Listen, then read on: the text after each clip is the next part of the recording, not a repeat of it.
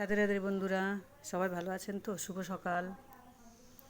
আজকে দেখেন, আমি আজকে সকালবেলা 7 দিন পর পর এগুলো খাই, যেহেতু ডায়াবেটিস রুগী তো। এটা হচ্ছে সজনে পাতা, সজনে পাতা, এটা নিম পাতা, এটা থানকুনি পাতা, এটা কারি পাতা, এটা হচ্ছে পেয়ারা পাতা, এটা হচ্ছে রাম তুলসী পাতা, এটা হচ্ছে শিউলি পাতা, শিউলি ফুল ফোটে যে সেই শিউলি পাতা, এটা হচ্ছে কুলেখাড়া পাতা, আর এটা হচ্ছে আমাদের তুলসী পাতা।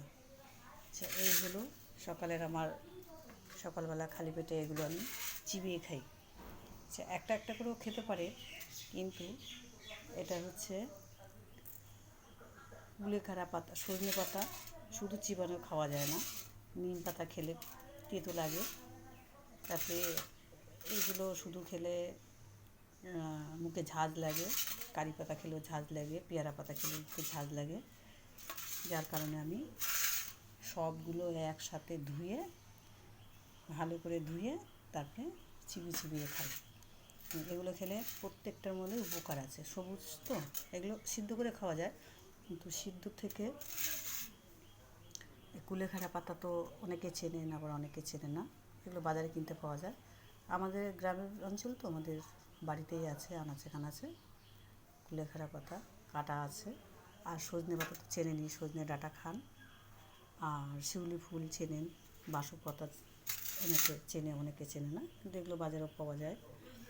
আর এইগুলো হচ্ছে থানকুনি পাতা, এগুলো পেটের পক্ষে ভালো। নিম পাতা, সব কিছুই আমি এগুলো একসাথে খাবো। এই আজকে আমার সকালবেলায় খাওয়া, খেয়ে জল খেবো, হয়ে 1 ঘন্টা পর খাওয়া দাওয়া করব। তা যাদের যাদের ব্লাড সুগার আছে, তাদের তো অতি অবশ্যই এগুলো সপ্তাহে 1 দিন 2 দিন খেলে তো ভালোই হয়। 1 দিন করে খাবেন, এতে খুব উপকার। এই যে সজনে পাতাটা, এটা তো জুস করে খেতে পারলে ভালো হয়, কিন্তু জুস কেউ করে, জুস টুস না, চিবিয়ে খেলে সবথেকে ভালো।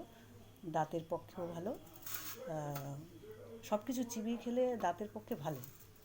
তো যারা যারা চিবিয়ে খেতে পারেন তো চিবিয়ে খাবেন, আর যারা জুস করে খাবেন তো একসাথে মিক্সির গ্রাইন্ডারে বা শিলপাটায় নোড়ায় একটু জল দিয়ে থেতো করে রসটা খেয়ে নেবেন, তাহলে এইগুলো খেলে খুব উপকার।